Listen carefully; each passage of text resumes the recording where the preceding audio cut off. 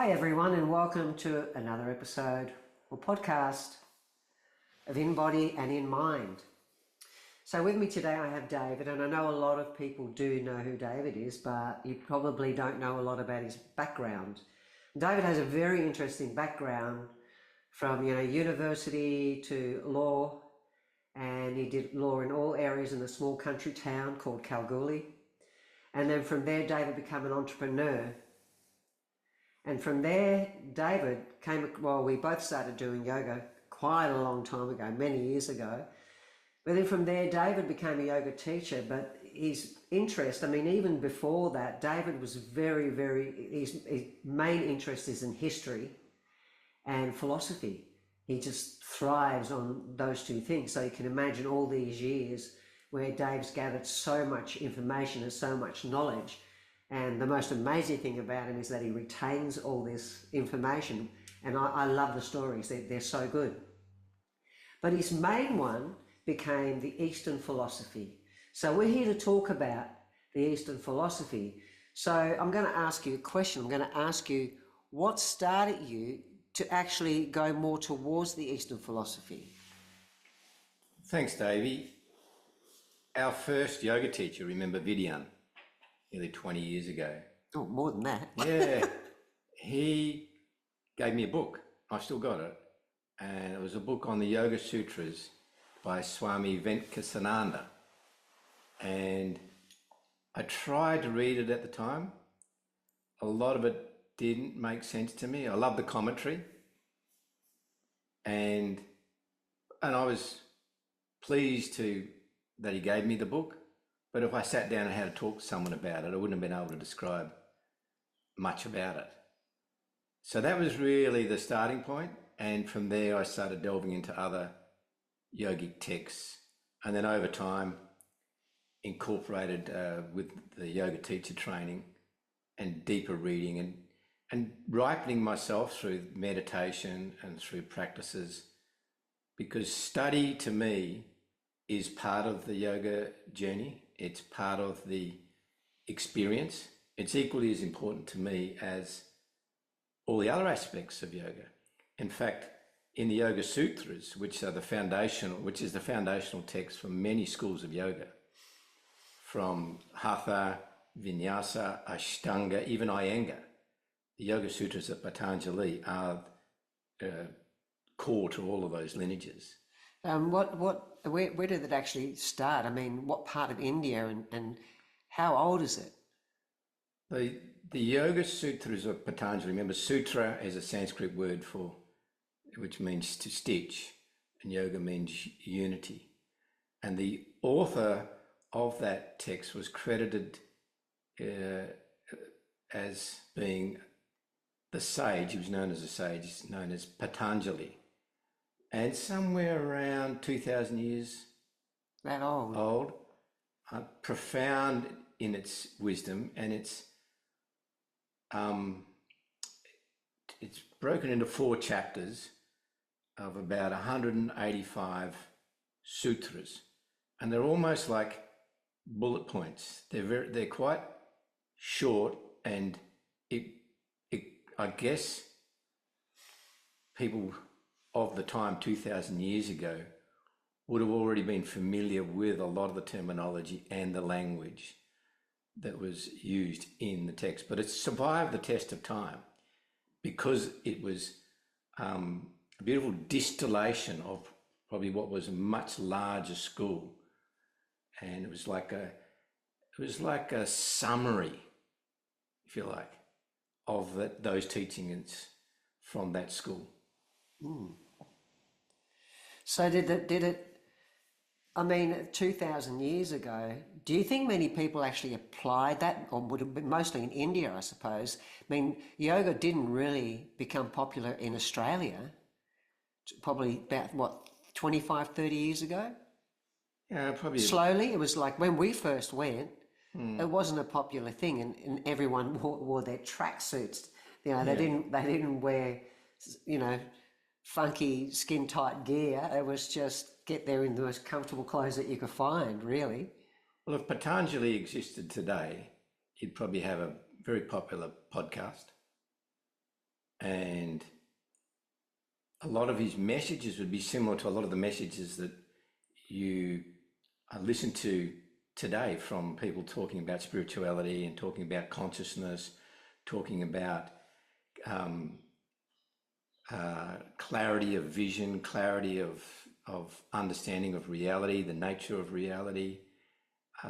These are all very familiar terms to Patanjali, and this is what he was talking about. So, but it was a roadmap. I'd describe it as a roadmap to being in the flow, a roadmap to being in the now, and still applicable today. And most people who are in the yoga world have heard of the Yoga Sutras, and some people have probably picked it up and read a few sections here and there. But I believe there's a lot of joy personally and benefits to come from actually diving deeper into what it is that Patanjali was referring to and what the structure of it was. What is the form of the sutras in terms of the mission or the goal or the journey that's outlined there. But like you said, when you first picked up the book, you couldn't understand it, so not everyone could go out and get this particular book and understand it. 'Cause I can recall myself that, listening to even Eckhart Tolle many years ago, I just didn't get it. I just wasn't there for that. And I think, do you think we arrive at a certain time in our lives, at all of a sudden things click in and we go, oh? Yeah, absolutely. That's why we start the journey, because we're not sure what the destination is always, but we're on the path with the intention, then we're more likely to be able to come across what we need to know when we need to know it to add to our understanding. So it's like building our own internal tree of knowledge, and sometimes we branch off in one direction or another direction. But if we are not too hard on ourselves and not being too onerous on ourselves, we can start to, a bit like the snowball going down the hill, we can start to get some momentum, we can start to get familiar with some of the concepts and with the language, because it is a different language, and then we can start putting it together for ourselves. Then it starts to make more sense, and then it becomes more enjoyable. So, it's definitely an evolutionary process. It's still in set, like his wordings for like the chakras. It's still Sanskrit words, right? And in English we call them energy centers. You know what I mean? So, what would you say was like? What are the main items or things that you in that particular? Well, just to come back a bit. Yes. Patanjali doesn't actually mention chakras anywhere. Oh, he doesn't? In the Yoga Sutras. Right. No. What he talks about are the vrittis. And the vrittis are known as the whirlpools in the mind. Oh, yeah. Which draw us out into being more fascinated with objects themselves than with consciousness. Yeah, with the... So the yoga, chapter 1, there's 4 chapters, they call them padas in the Yoga Sutras. Samadhi pada, sadhana pada, we know what sadhana is, this is the practice. Vibhuti pada, and then kaivalya. Yeah, so we come to chapter 1, which is samadhi pada. We say samadhi, Patanjali starts with samadhi because he's giving us a taste of what the state of yoga is. That state when samadhi is that state of experiencing that we have a connection to the universe, to the field of consciousness, that we're not separate from the ocean. We're a droplet in the ocean, we're a whirlpool in the river, right? Yeah. And when we have that experience, that's known as samadhi, and that's the experience of being in a greater intelligence intelligence of the universe, being one with that.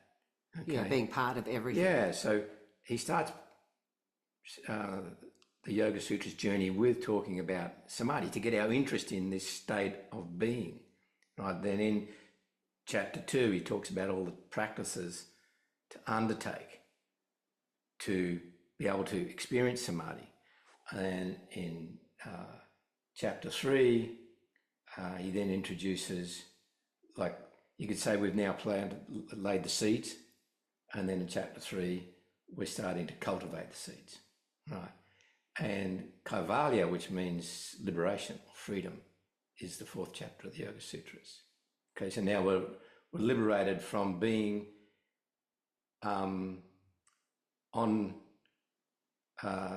being led by the mind.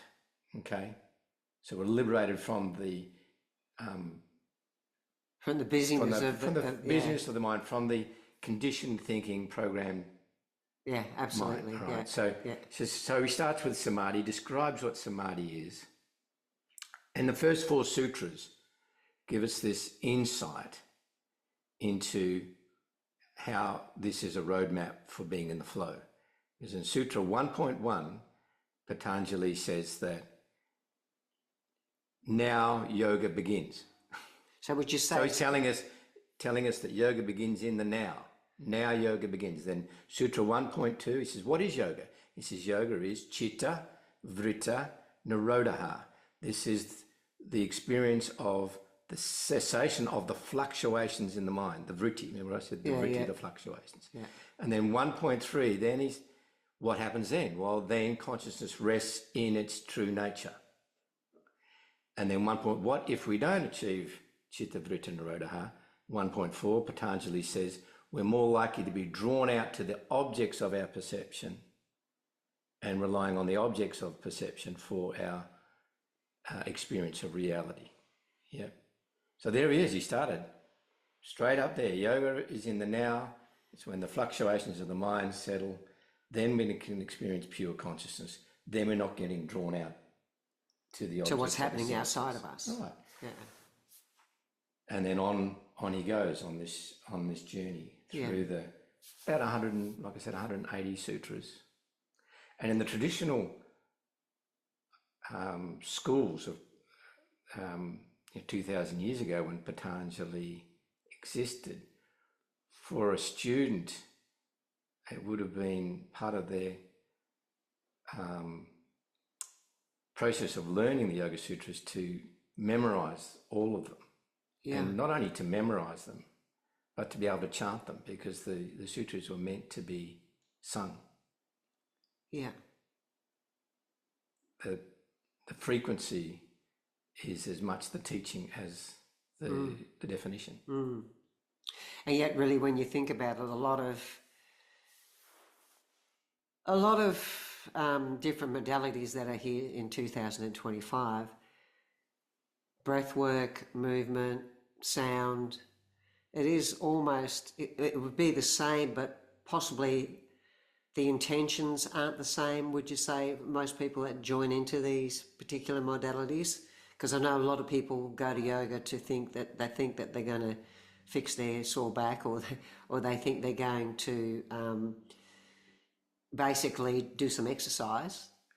But it's much deeper than that, isn't it? It's more than that. Well, Patanjali makes it very clear that it's a process of transformation, and that samadhi is the experience that leads to transformation.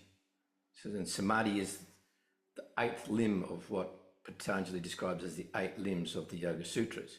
She describes in Sadhanapada. Yeah, and what are the 8 limbs? In the 2nd chapter. And the way to cessation of the fluctuations of the mind, Patanjali gives potentially 3 methods. One is to just devote yourself to the Lord, which Patanjali calls Ishvara Pranadhan, right? And so that's that pure devotion. You can imagine how you could experience samadhi if you could really be devoted and your heart's wide open, and you know that you're not separate from the divine. If you really have that knowing, and you're really living that knowing, Patanjali's saying, that's it. You don't need to do anything else.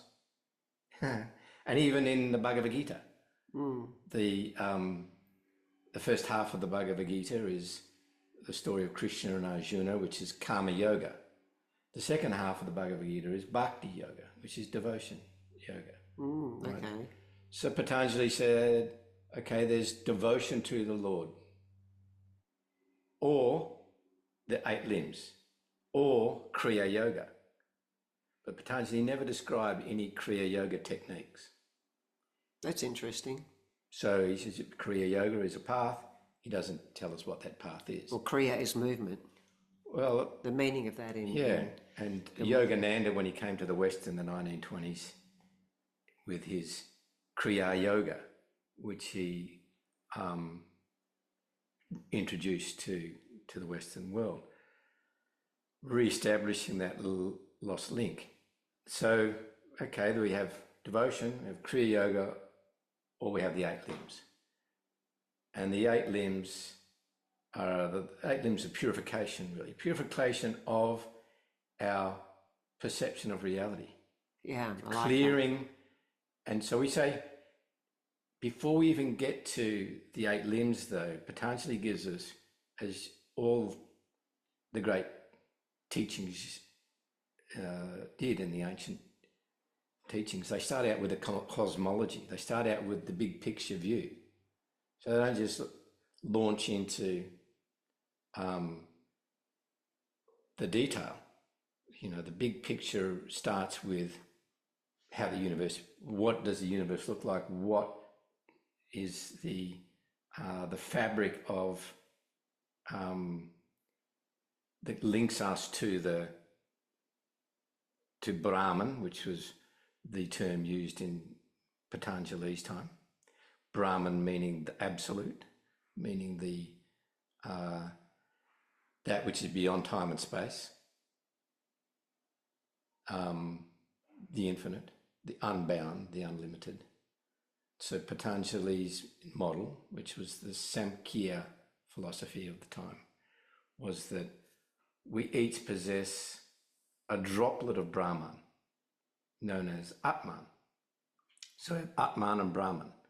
So we have ocean of consciousness, Brahman, we have a droplet of consciousness. All of the qualities of the ocean exist in the droplet, right? So this is the cosmology. The Atman, in modern terms, you could bring in the word spirit. I guess that would Soul? be. I guess.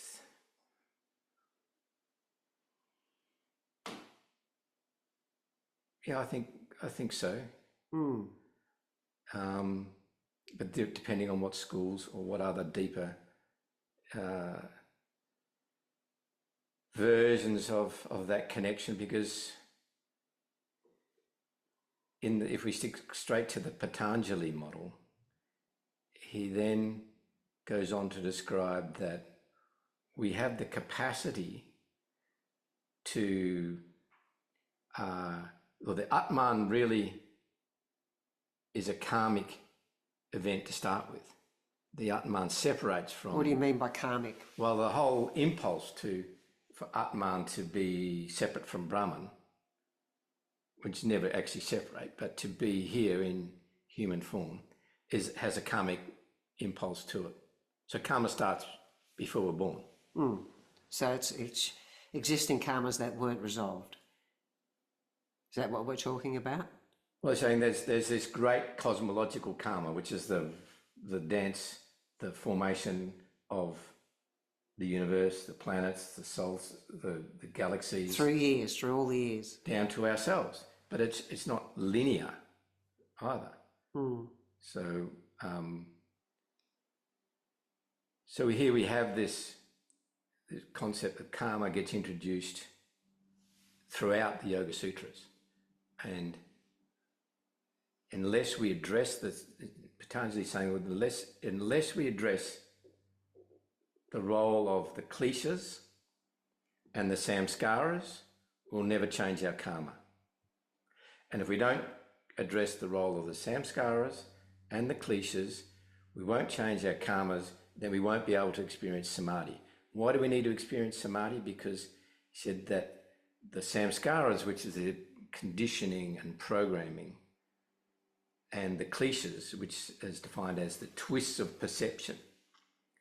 This is just misunderstood reality. So how many klishas? So there are 5 klishas. Which are? The 5 klishas are avijja, which is described as being false interpretation false interpretation of reality. Okay. Or ignorance of reality.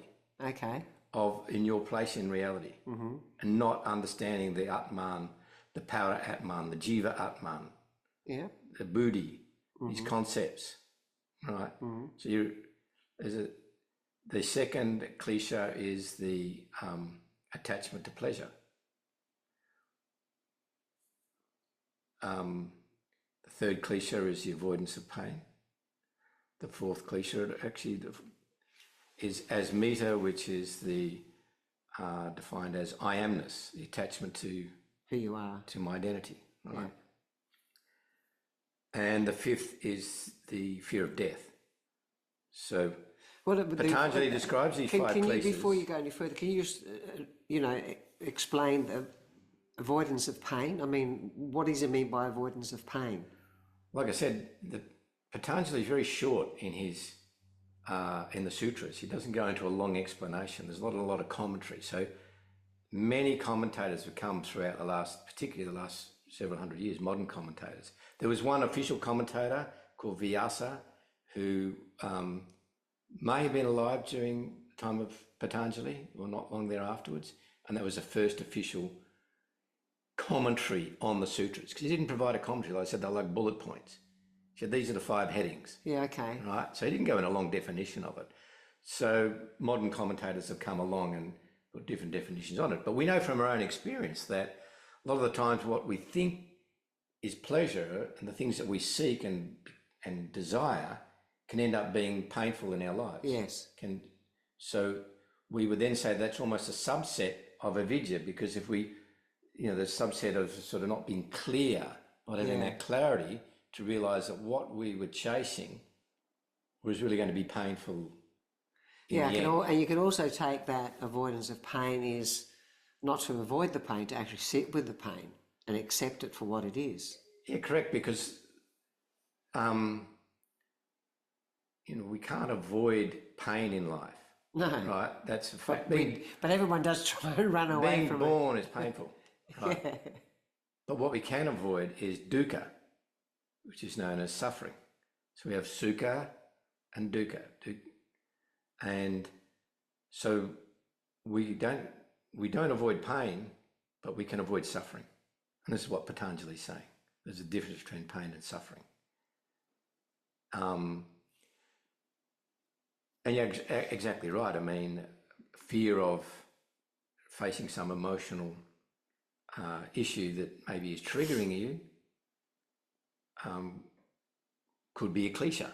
It could be a twist. He's not saying it's right or wrong. He's saying it's a twist of perception. Yeah. Just got to clear. So how do we clear our perception?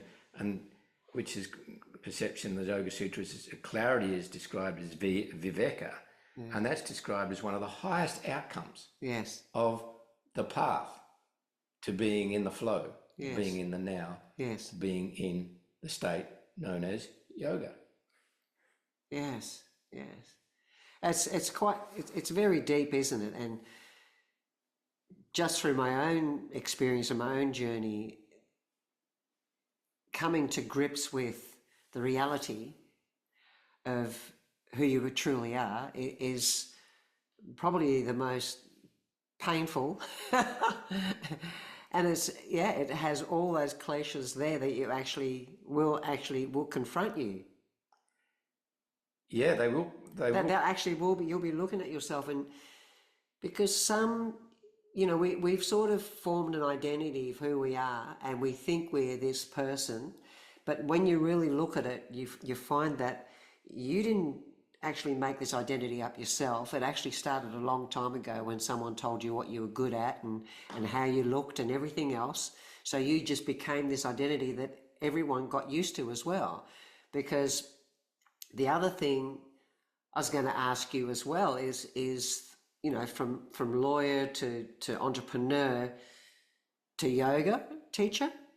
I mean, what did all your business mates think of that? I mean, how did people respond to that, especially when we moved down south? Honestly, I didn't really check in to find out. well, they're certainly not coming knocking on the door, are they? They don't. To me, it seems seamless, and in hindsight, It doesn't matter. in hindsight, it maybe wasn't seamless. This could be my example of asmita, which is one of the cliches, which is I amness. Yeah. Right? So, but because, as you said, I had a foundation in law, and where was the area of law that most fascinated me, and I spent a lot of time researching it, was common law and the roots of common law, and where does common law come from? Yeah. It's not statute law, it's not bureaucracy law. These common law, the principles of equity, trust, fairness, freedom, these are all embedded into Which sounds very much like the sutras. all embedded into common law. Yeah. And there's an ability within common law to interpret every situation and apply these principles to fit the situation. Sounds like fairer. Which is what which is what the common law model was. Yeah. So, as opposed to Roman law, which was statute law, written law, codified law, and we know that codified laws can sometimes become unfair. Yes. Right. So the roots of common law go right back into Celtic culture and pre-Christian culture. Magna Carta, possibly. Magna Carta was a big moment in the development of common law. Yeah. So that interested me. I spent a lot of time and I studied legal philosophy and legal jurisprudence. That then took me on a journey of studying Western philosophy, studying with Aristotle and Plato and Pythagoras, and spending a lot of time working my way through the history of Western philosophy. So, because there is a strong stream in Western philosophy that, with the Greek virtues of prudence and temperance, and we have all these principles which are not unlike the yamas and niyamas, which are the first two limbs of the Yoga Sutras. Yeah. There are a lot of teachings within the Platonic stream, the Neoplatonist stream of philosophers that are also, have some concepts, terms, principles, teachings that are not unlike the non-dual teachings of the non-dual schools of yoga, which is the Advaita, Vedanta, and Tantra schools. Right? So there's a crossover. So I've got this natural curiosity and tendency to seek out where there may be similar streams of knowledge or history that have either cross-pollinated each other, or maybe they didn't. Maybe they just arose separately in different parts of the world. But they have a similar formative capacity to shape cultures, shape society, shape a way of life, shaping our perception of reality. And we see this in different times in history, with the Renaissance period in Europe, with the classical period, with the architecture period, the uplifting of man's connection to nature. Well, we see it through all the art, really. I mean, all the artists went through all those periods. Yes. Going back to the niyamas, so what are the niyamas? Is the 8 limbs of the Yoga Sutras start with the yamas and the niyamas. And they're described as prescriptive, but there's 2 ways of interpreting them as well, because the first of the yamas is non-violence, ahimsa, or harmlessness. Okay, so what that's presenting you right up front is that this is something that you could acquire if you don't already have it. Become in that state of being where you're not projecting harm or onto anything or anybody. Yeah. Right. So you're embodying that state of ahimsa, harmlessness. Okay. It could also be described as one of the states of yoga. Someone who's integrated samadhi into their life and into transforming the samskaras, which are the conditions and programs you talked about. Yeah. Patanjali says that these are below the conscious mind. We can't see them. No. We can't act on them. Unconscious, yeah. So the only way they get acted on, because we don't act on them, that's going to result in the twists of reality, the cliches, which is then going to lead to karma. Right? Yeah. So in the Patanjali model, the only way to approach the samskaras is through samadhi. Yeah. Yeah. Through that deep state of I would say, absorption into meditation, okay? Yeah. And it's out of those deep states that we develop clarity and insights yes. into the true nature of our abilities to navigate in this world. So each of the yamas and niyamas can be seen as Like the Ten Commandments? well, they can be because the second yama is satya, which is truthfulness, right? That's So- a good one. I love that yeah. one. And so this becomes a state of being, but it doesn't mean you would necessarily that truthfulness It's a might true state of being. It doesn't mean that truthfulness itself. If you were to say something that was true but was not compassionate, then it doesn't give you free license to Okay. do that as well. That's interesting. Yeah. Yeah. And so then we go into brahmacharya, which is was regarded as a monastic abstaining from living a monastic life, really. It's not as relevant today, abstaining from sex. Some people still do that, eh? Yeah. And then you've got Because that's also abstaining from desire, isn't it? cleanliness, saucha, which is one of the niyamas. Tapas, which is a beautiful quality as well. Tapas is the fire to have the ability to be able to get up and continue on the path every day. So it's that discipline. Yeah, discipline. That's We all need a really tapas. good word. So, because the benefits aren't going to come if you don't have tapas. If you don't have that fire to get up, do the practice, find a moment to tune into something sacred, and move into that samadhi experience. Well, I over guess time. you're not going to have any change at all, because there's a period in people's lives where they get to a point where they start asking questions, because everything becomes so much of a sameness, and they're wondering why life's the same. Like, is there anything else in the world that could make me feel a bit better? It's that whole scenario there, and you're not going to actually make any changes unless you do something every day, because it's like we're actually reprogramming ourselves, aren't we? Exactly. And we're introducing new samskaras to overwrite the old samskaras. Yes. Right?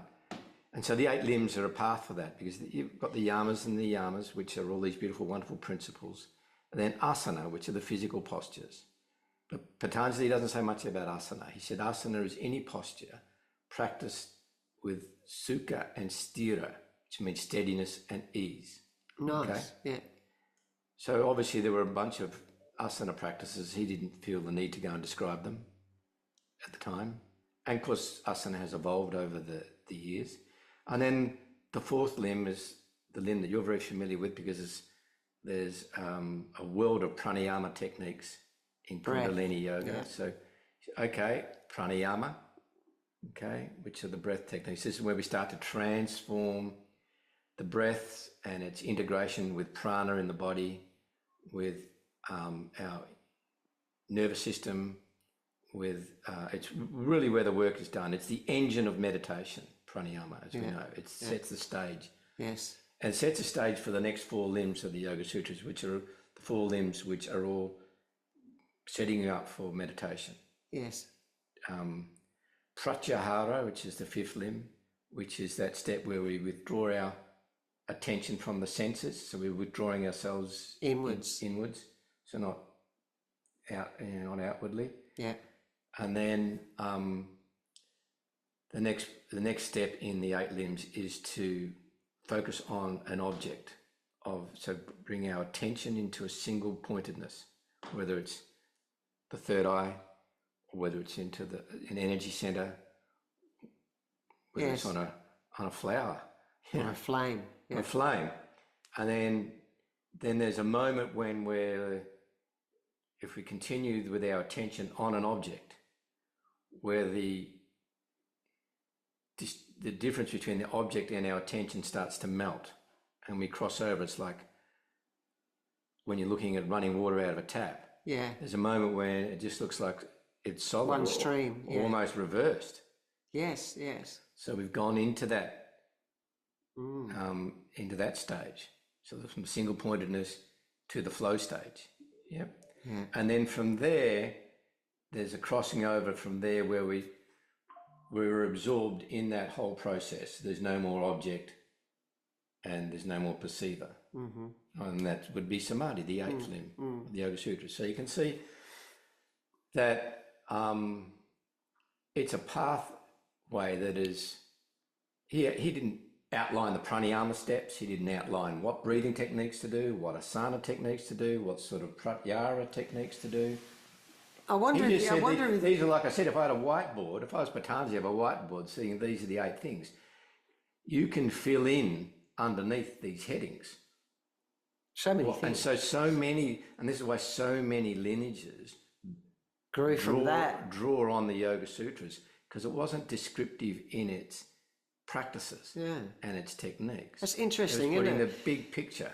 But he must have had his own techniques for him to arrive at being able to write that book. Well, there was a school of philosophy, the Samkhya school. Samkhya. I'm not sure whether I'm pronouncing that right. Yeah. But it was a vast school of knowledge that went back a long, long way. Mm-hmm. And he was, in a way, summarizing that school into the Yoga Sutras. So he was trying to do justice to it and honor it, because it was obviously he'd been involved with that for a long time. And it was a distillation, really, a condensation. Yeah. So he wasn't just coming out with it. It was like, I'm Patanjali and I've just woke up one day and wrote it was down. No, it was like, it was there. Yeah. It's just like people do today. They read a whole bunch of stuff and then they look at how they could deduce or weave it into their lives, or simplify it, or produce it a version of it that may be more applicable for. There's so many books out there now. I mean, there's thousands of them, maybe 1 million, of self-help type books, or even spiritual books. To me, they are actually telling the same story, but just in a different way, which I kind of get, because, look, everyone's different. And so I might pick up a book and have a look at it, and straight away it talks to me because it's in my language, it's in something that I can understand, compared to another book on the same subject, pick it up, read it, or look at it and go, I don't get it. And I think it's the same with teachers, because you could have 10 yoga teachers all doing the same form of yoga, and yet there'll be one where you go to that class and you connect, and that's it. It's a thing, isn't it? It is, like where you're coming from there, and we've had amazing teachers in our lives, and we learned so Certainly much have, yeah. from each one of those. I'm very grateful for that. I guess what I'm referring to is something that requires a bit more tapas, a bit more discipline. In fact, one of the niyamas is svadhyaya, which is self-study. So this is one of the requirements of the 8 things. Nice. Yeah. And it includes study of scripture. But I think there's a wonderful experience that takes place when you decide to actually dive into a set scripture and decide, I'm going to read this. Not only am I going to read it, I'm going to understand. I'm going to keep going until I understand it. Okay, because there's a temptation. This is sort of thing the monkey mind does as well. You know, jumps from one tree to the next, takes a bite out of this piece of fruit and a bite out of that piece of fruit. Yeah. A little bit of wisdom from this person, a little bit of wisdom from that. Okay, we've created our own collage, and that could give us amazing inspiration and insights. But there's another level of insight that comes from devoting ourselves to the task of unpacking a particular text, whether it was a Buddhist text. I think the Yoga Sutras provides an amazing opportunity for a lot of people because it's already incorporated in most Western lineages as the foundation of their teachers anyway. And not just read it from start to finish, maybe starting that way, but going further and being able to relate to it in a way that it becomes real for you, right? And however that takes, you know, doing a course, actually writing out some of the sutras yourself into your own notepad, memorizing some of them, chanting some of them, whatever works for you to incorporate it. No, that's great. So then you've got it for the rest of your life. You don't have to go and pick the book up then. No. And it doesn't matter if it takes 1 year or 5 years. Yeah. It's like getting to know a garden. It's kind of, and I understand the discipline is probably the biggest factor I found. I mean, I remember years ago going to these inspirational talks, and I'd be there, and I went, by the time it's finished, I'm like gung ho. I'm going home feeling all lifted up, thinking, great idea, all these ideas. I'm going to do this. I'm going to do that. And then you might feel like that for a few days after, while that talk's still fresh in your head, right? And then all of a sudden, you're back to where you started. That's the thing I found through the Kundalini yoga practice, the 7 years, having done something almost every day, that discipline does actually pull you back, and you actually get more from it each time. You learn more each time about yourself. Not about other people, it's about you. And I think, you know, we're here to learn more about who we are personally than point the finger at everybody else and worry about what they're doing. That's my thing. That's what I am really big and very passionate about. What would you say is the most rewarding part of your journey with all this knowledge on, you know, philosophy, and especially the Eastern philosophy, for yourself? Integrating it into your life, knowing that it's not all about the intellectual side of it. There's a shift that comes along, and I think that shift only comes along when you're actually doing the work, including the pranayama and the meditation, so that we're no longer talking about concepts or academic studies. But in my case, the studies help prepare, ripen, allow for the container for the experiences, all right? So maybe I'm a harder nut to crack. Yeah, I was going to say. So that for some people that are softer, they don't need the explanation. They don't need to read the Yoga Sutras. Get on and do their practices, transform. Go at it with authenticity and regularity Intention. and tapas and intention, and face their fears, face their shadow, deal with the samskaras, those programs that are below the conscious mind that may be leading us to triggers or to cliches, without having to read a thing. Okay, but in my case, it was very important. But what if you're open to sharing? What was the biggest hurdle you found within yourself while you made these transitions? Personally. Yeah, I guess finding the validity, knowing that they were valid practices. So just being comfortable with that was sort of...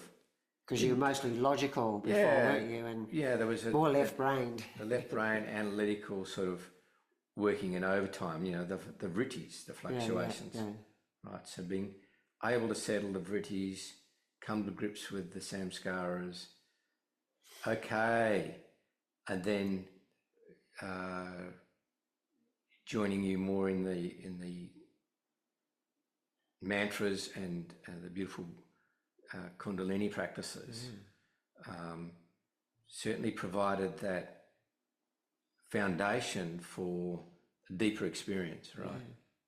So I don't think I would have approached that if I hadn't been doing what I'd been doing and preparing the stage, really. Yes. So this is just takes a little bit of trust and faith that if you're on the path, you're on the journey, you're reading, you're studying, and you're practicing.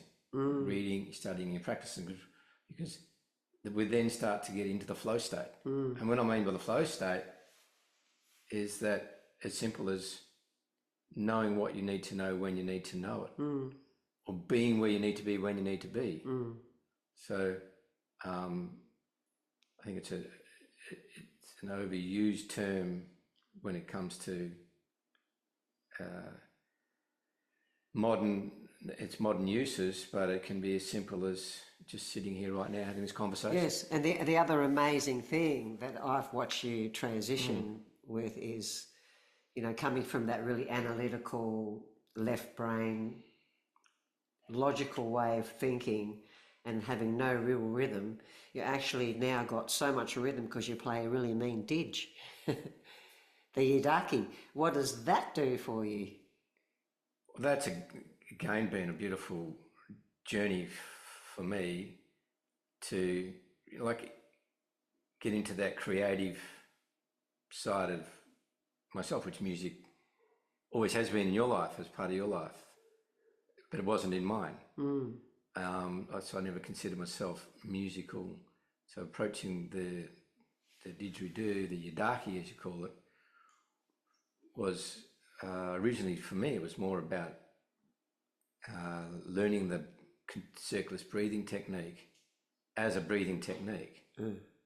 And then it also became an incredible tool to gauge where I was at in terms of my breath and my nervous system. Yes. Because playing an instrument like that will give you immediate feedback on the state of ease or calm or depth of your breath flow and where your attention is. So becomes another validation, like, yeah, sure. Okay,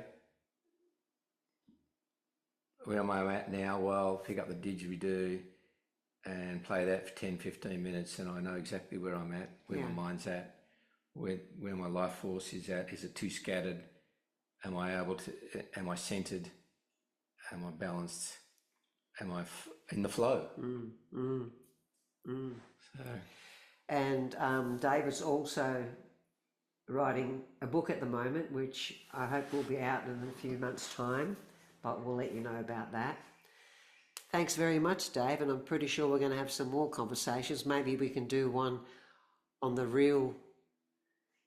reality of common law to what it is today. That'd be lovely to actually have a list. I'd love to learn more about that and how things have changed.